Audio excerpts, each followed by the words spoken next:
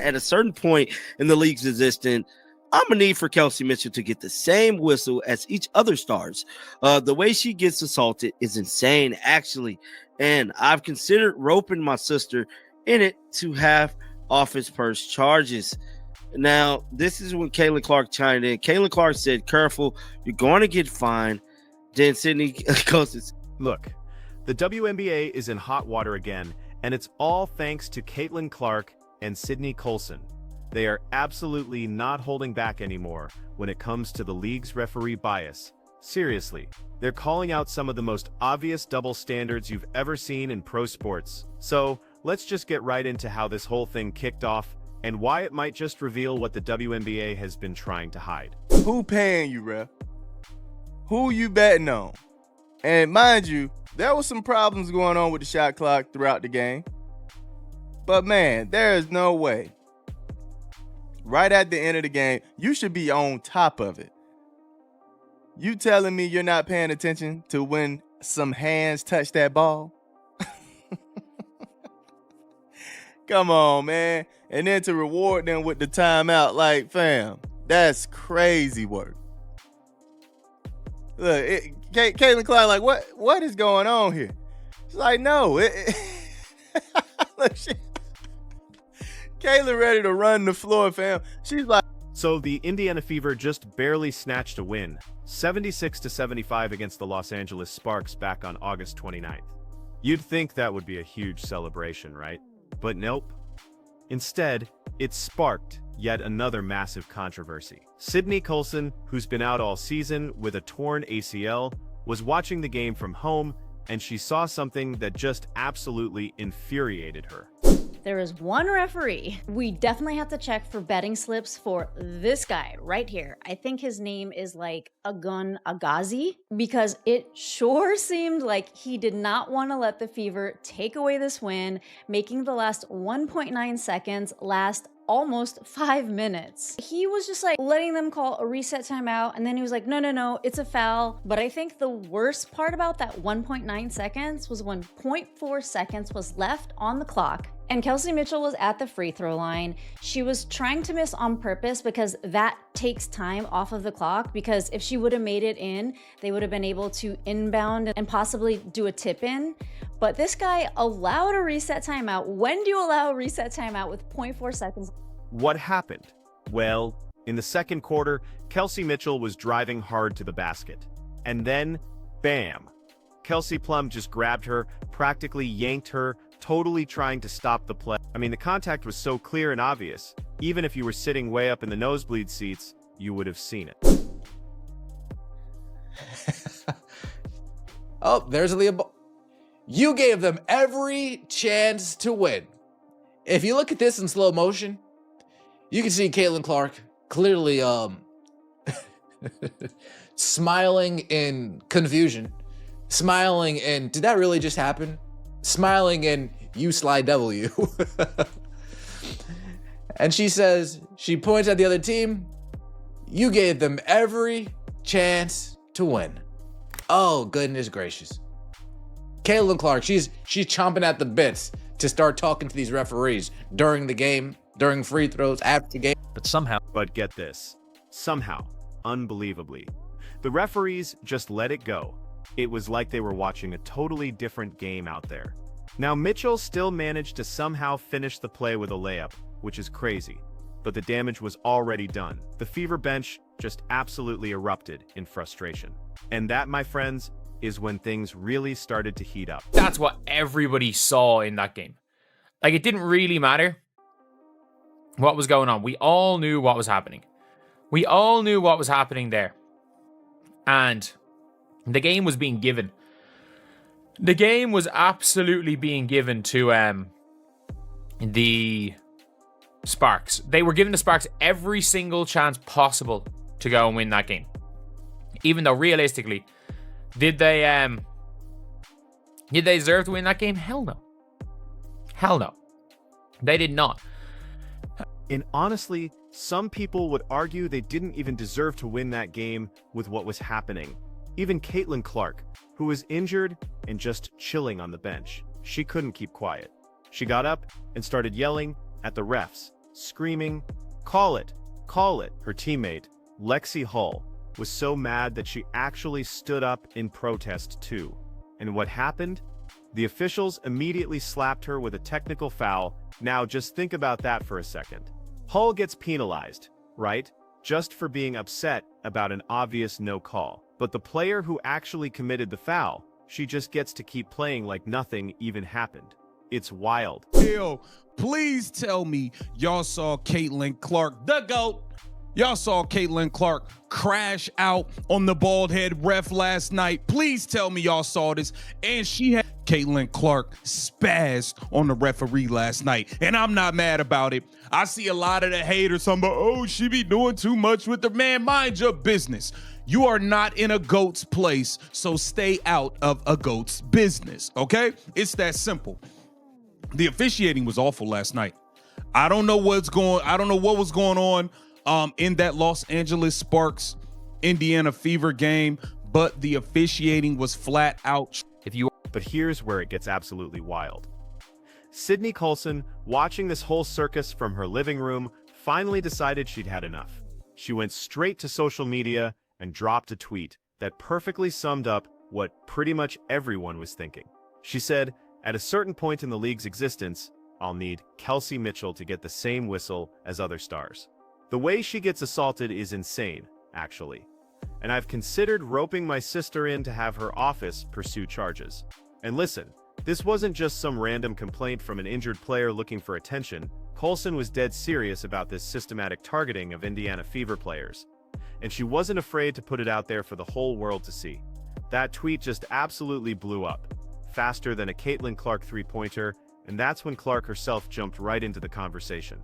But Kelsey Mitchell's whistle last night was horrific. And Kelsey drove to the basket a lot. She is the type of person that just like goes through a lot of defenders, and she wasn't getting a call. This really was not her game. She was not hitting it from the three whatsoever, but everyone is entitled to having a bad game here and there. And I think she was kind of due for one because of the tear that she's been on lately. Even Sid Colson took to Twitter to talk about it, saying, "At a certain point in the league's existence, I'm gonna need Kelsey Mitchell to get the same whistle as other stars. The way she gets assaulted is insane, actually, and I've considered roping my sister in to have her pursue." Clark's response was super short, but packed a punch with sarcasm. "Careful, you're gonna get fined." Just 5 words, but they perfectly summed up everything that's wrong with how the WNBA handles player criticism. It was a pretty clear jab at the league cracking down on anyone who dares to question their officiating. And trust me, Clark knew exactly what she was talking about. Her teammate, Sophie Cunningham, has basically become the WNBA's punching bag just for having the guts to speak out about inconsistent refereeing. Cunningham has actually been fined not once, not twice, but 3 separate times for criticizing officials. The league hit her with a $500 fine for a TikTok video, where she lip-synced to lyrics calling refs stupid and useless. Then, they slapped her with another $1,500 fine for comments she made on her podcast about how inconsistent the refs are. Said, "Careful, you're going to get fined." Then Sydney Colson said, "I can't get no more fine." So Lynn Dunn stated, "Agree, I will help pay the fine." So that's what Lynn Dunn stated yesterday about the fines. And Caitlin Clark said, "Love it. Everyone listen to Lynn." So it's definitely a lot of exchange going back and forth there. That's crazy, Eric. But wait, it actually gets even wilder. Cunningham got hit with a 3rd fine for questioning why rookie sensation Paige Buckers was getting all this preferential treatment from the officials. She flat out said, "Those refs were giving her every freaking whistle last night. Like, you couldn't touch her. That shit is so annoying to me. And if you're gonna do that, then give it to our guards." So for just stating the super obvious truth about referee bias, the WNBA decided to punish her again. Think about the message the league is sending here. They're basically telling players, shut up, take whatever treatment we decide to give you, or we'll fine you until you're broke. It really feels like a protection racket, disguised as sports administration. Colson totally got this, which is why her response to Clark's warning was just as telling. She said, "I can't get no more fine." Translation, she's already been financially hammered for speaking truth to power, and she's just hit her limit. Like, I love Paige to death. Do not get me wrong. I think, like, again, I think she's a hell of a player and, like, would love to play with her one day. But those refs were giving her every freaking whistle last night. Like, you literally couldn't touch her. Couldn't touch her. And that shit is so annoying to me. Like, and if you're going to do that, then give it to our guards. Like, I just hate the inconsistency. Like, when whistles are player focused, that's like, I mean, I think that's a huge problem. But then again, like, I don't know what sport that doesn't exist. But she's a rookie. She shouldn't get whistles as a rookie. Facts. Is that fair to say? We know. Yes, or we know she's a good rookie and, like, she's going to get some whistles. But, like, to get the treatment she got last night was... But here's what really makes this whole thing even more infuriating. The statistics, they don't lie about the systematic targeting that's happening in the WNBA. Remember, Caitlin Clark has actually been on the receiving end of 17% of all the flagrant fouls in the entire league this season. Seriously, 17%. That's not just some coincidence, that's systematic bias, totally disguised as competitive basketball. And it's not just Clark getting a raw deal here. Kelsey Mitchell, just like Coulson pointed out, gets absolutely assaulted on a regular basis, and her opponents face zero consequences. During that Sparks game, Mitchell only got to the free throw line twice, even though she was driving aggressively all night long. You compare that to the star treatment other players get, and the double standard just becomes crystal clear, right? The WNBA's response to all this criticism has just been to fine players into silence instead of actually fixing the problem. They seem more worried about protecting their referees' feelings than making sure the competition is fair. When Sophie Cunningham called out the inconsistency, saying, "If I was a ref, I know I would mess up all the time." But when it is a simple call right in front of your face multiple times, what are you doing? The league's answer: to hit her wallet, not to fix the officiating. More people are talking about the refs than that. More people are talking about Caitlin Clark's reaction than that. And that just sums up how bad the refereeing is that we have seen an unbelievable game. We have seen an unbelievable game. A game where you're like, okay, maybe, just maybe, the Fever have not even just maybe, the Fever put themselves in a great position. They put themselves in a great position to succeed. But now you're looking and you're like, what do people remember from this game? Caitlin Clark having to be restrained by... So this isn't just about a few individual games or some missed calls here and there. This is actually about a systematic pattern of bias that's really threatening the integrity of the entire league. Even Indiana Fever coach Stephanie White has been sounding the alarm for months, calling the officiating egregious and clearly pointing out that there's a huge double standard happening. And guess what? She's been fined for her comments too, because apparently telling the truth is now a punishable offense in the WNBA. The most frustrating part is just how obvious this favoritism has become. You can literally watch games and see referees applying completely different standards to situations that are exactly the same. What's a foul for one team suddenly becomes a no call for another. Hard screens that would definitely get whistled against Indiana somehow become legal basketball plays when other teams run them. And don't even get me started on the technical foul disparity. Clark gets yelled at by officials just for showing emotion after clear no calls. Meanwhile, opposing players can commit actual flagrant fouls and face no consequences whatsoever. It's like they're applying two completely different rulebooks in the same game. Right here, okay? It was this dude right here. And from what I've seen, the man has been a part of controversial calls all year. He's been a part of it all year, man. Oh my goodness. What was his name? Jack, what you say? Agan Abazi. Agan Abazi, man. This man is diabolical work to the WNBA. He's betting. Somebody get the shame bell. Ding, ding, shame. Ding, ding, shame. Ding, ding. Come on, man. Get the league's whole strategy of financial intimidation, it's especially disgusting when you consider the salary structure in the WNBA. I mean, Sophie Cunningham, who's making about $90,000 this season, has already been fined over $2,000 just for speaking out.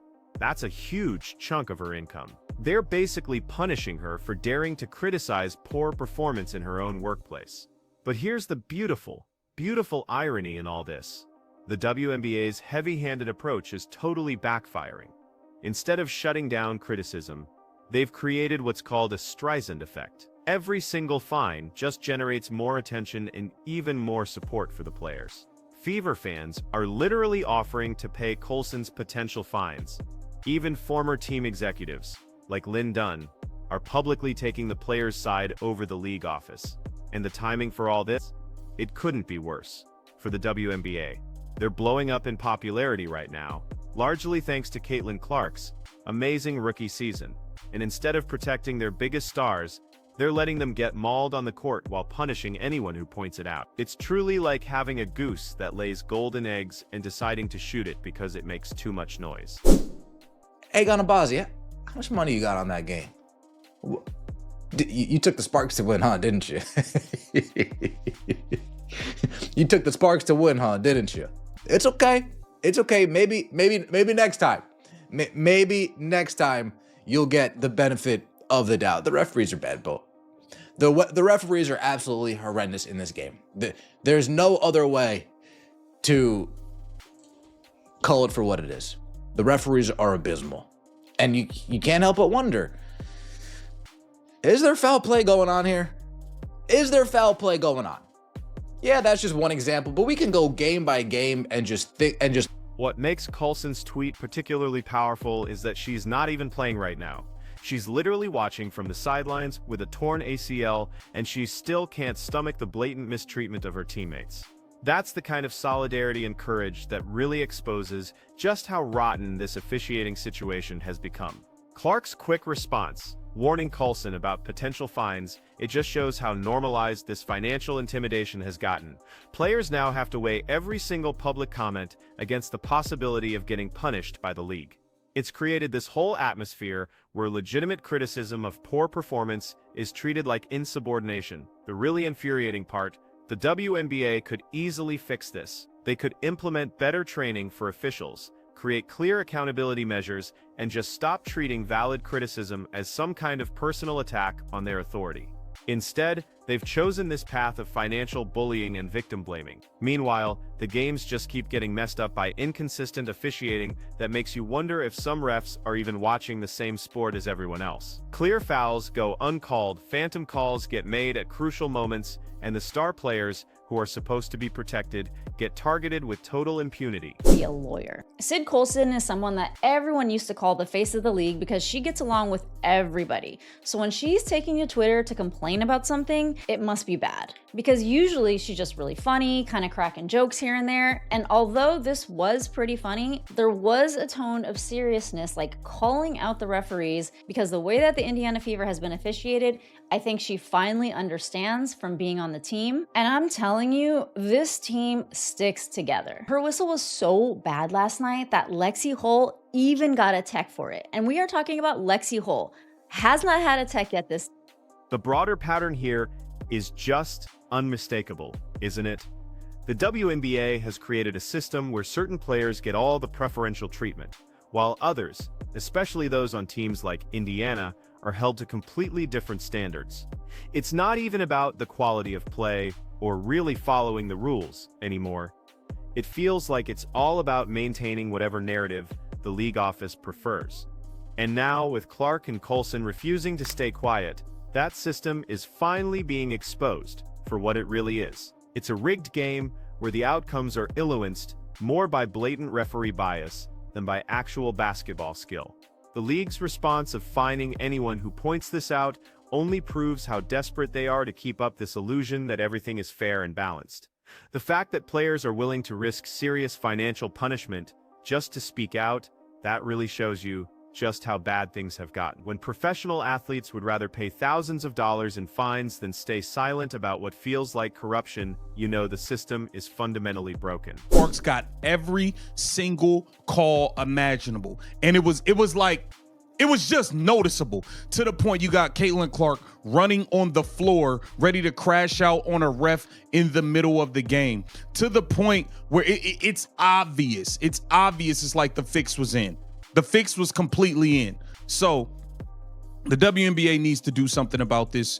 Kathy Engelberg, you need to get a hold of what's going on here. The officiating Kelsey Mitchell getting knocked around like a damn pinball. So here we are, watching the WNBA's biggest stars call out the league's most obvious problem.